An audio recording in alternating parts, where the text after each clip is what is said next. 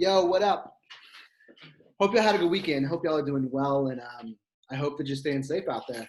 I just want to touch bases with you and chat with you a little bit about what's coming up. Like, what are the next steps? What are we doing? Like, why is technical theater so important? Like, what does that mean to you, just in general? Like, what is the background behind technical theater, and like, why do we place so much emphasis on the backstage and the things that happen in the background as opposed to just the actors and actresses?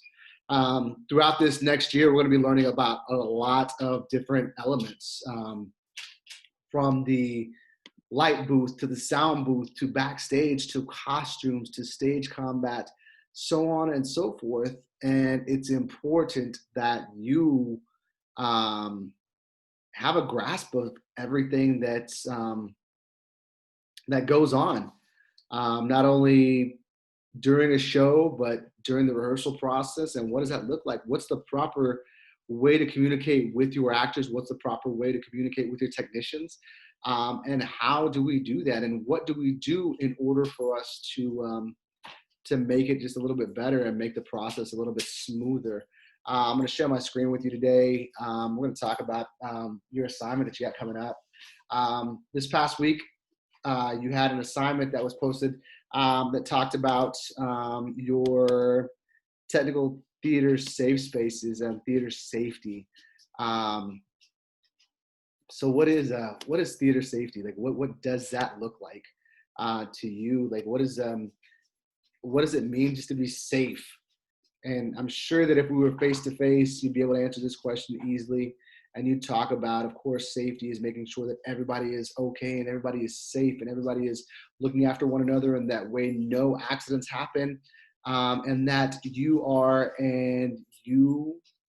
and your fellow classmates, castmates have the ability to live to see another day, for lack of a better term, because that's what it is. It's very safe.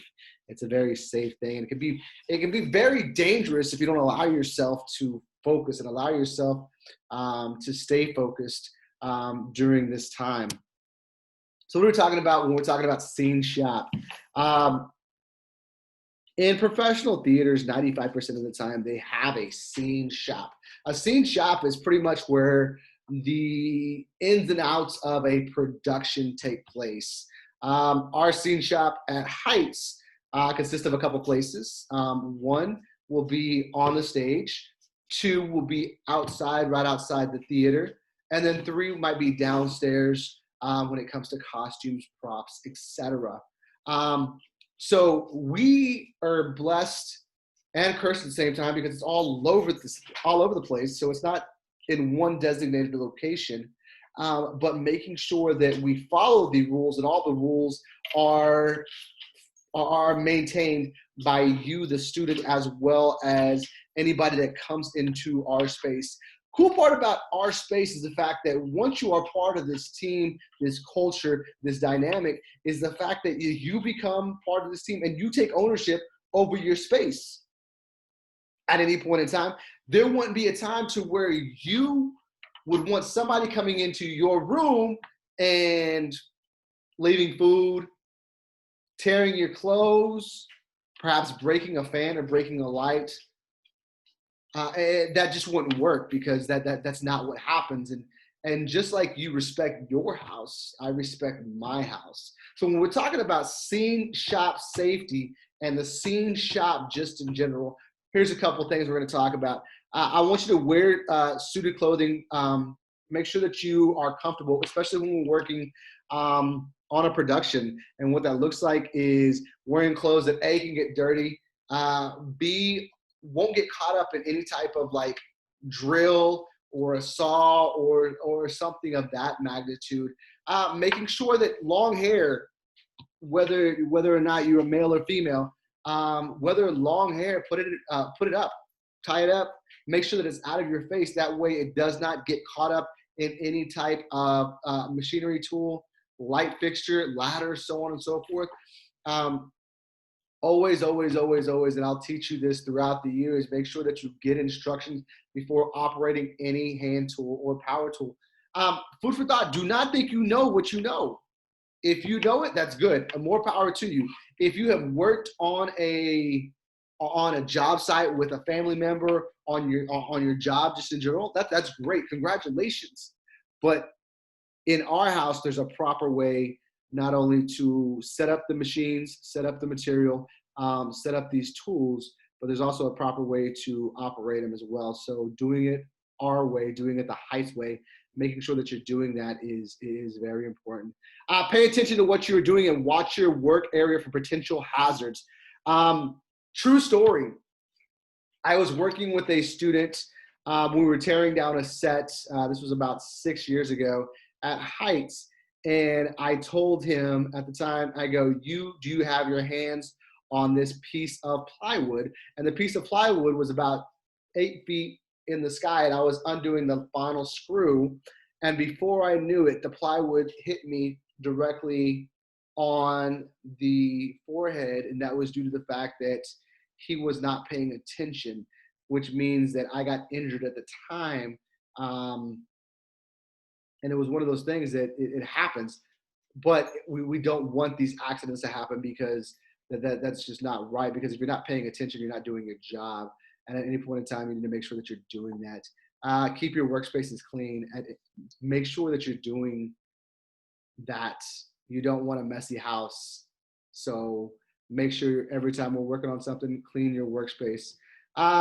We've got first aid kits on campus, and we've got first aid kits within the theater. So make sure that you know where they're at any point in time. Whether it's something as simple as a splinter or you need a Band-Aid, make sure we know where that's at, because it's important that you know where they are at all points in time. When we get in person, I will locate those and I'll show you those where they're at too as well. Also, make sure that you're wearing the appropriate mask and the appropriate eyewear, because it's important at any point in time. Fumes can get in your system, and that's just not healthy. So we want to make sure that we keep this environment as clean as possible and healthy as possible in order to keep your safety and have your safety valued. So a couple things real quick. I'm going to go over this is my next thing, but within your assignments, I'm going to post this video, and I'm going to have you take time to watch this video tomorrow, today, whenever you feel the need to watch it. But I'm going to post this video, and you're creating a diorama, and all it is— Safety video by Sophia. All it is a basic safety video about the do's and don'ts of the theater. And I want you to, over the next day or so, create for me and for your classmates a safety video on the do's and don'ts of some of the rules that we've gone over about theater safety, and what does that look like to you, in your opinion, not only within the stage, but within the tech booth. Like, what does that look like? And once again, I'm going to post this link. I'm going to post this video. That way you can get an idea of what's going on. And I don't want you to copy this video verbatim, nor do I want you to implement the same thing that they're doing, because this is somebody's project. And if you copy their project, once again, it's known as plagiarism. So I want you to use this and showcase this as an example of what this looks like when it comes to— that's pretty funny— when it comes to theater safety. Attached, you will also find a theater safety worksheet. I want you to choose 3 theater spaces. And once again, I also want you to provide the definitions for each of these terms. We'll go over these on Thursday. We'll go over these on Thursday. But I want you to find out the workshop, costume shop, backstage, stage combat, tech booth, fly system, and the catwalk. These are all terms that you should know by the end of this week. And the only reason why is because these are all 6 main spaces that you're going to see throughout the whole year, minus the catwalk, because we don't have a catwalk. We do have a catwalk, and I'll talk about it when we get to campus, but it's not your traditional catwalk, but I'll showcase that too.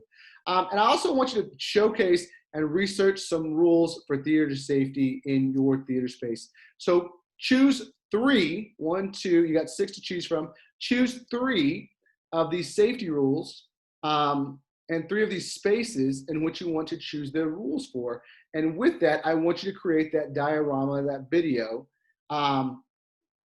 that you saw back here, and I want you to create that, upload it on YouTube, and submit your YouTube link with you explaining these do's and don'ts. If you want to draw these things out, you're more than welcome to draw them out.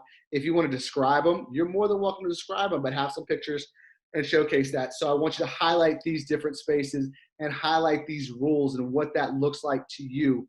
We're going to go over these on Thursday. There might be a possibility of a quiz on Thursday.